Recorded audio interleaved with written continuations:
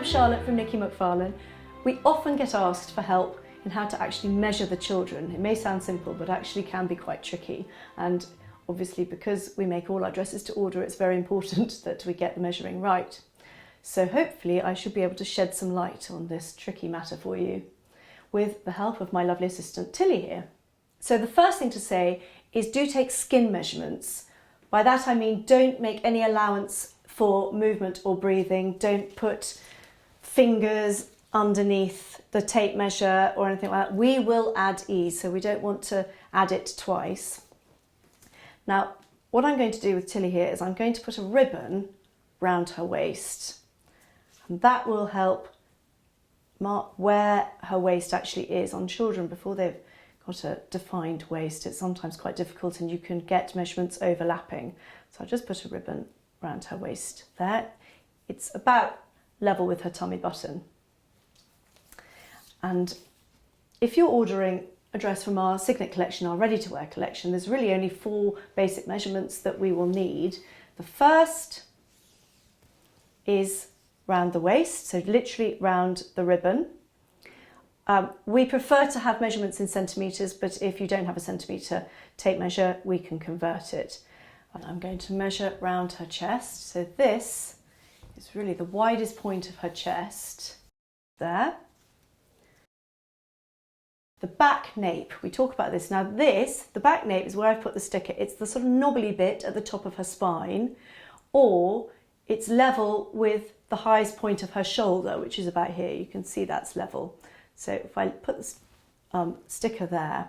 Now back nape to waist is here down to the ribbon. So in her case it's 26 centimetres. And then we would also need back nape down to the ankle bone.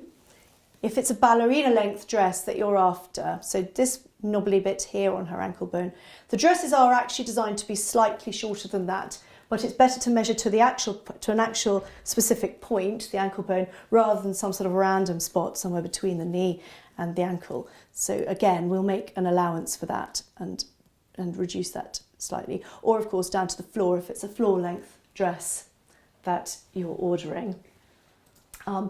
Overall height is very useful as well. So literally from the top of her head down to the floor. And if you could let us know the age of the child, that's very helpful too. The last measurement that is useful if you're ordering a dress with a sleeve is just this measurement here, the upper arm. So the widest part of the arm here. So that is for a ready-to-wear dress. Then if you can bear it, do the whole lot again, because sometimes mistakes are made, and also the children do things like they breathe in or they puff their tummy right out. So another good hint for this is to talk to them about what they have for breakfast, what they're doing for half term, just something just to take their mind off it so they're not conscious of being measured.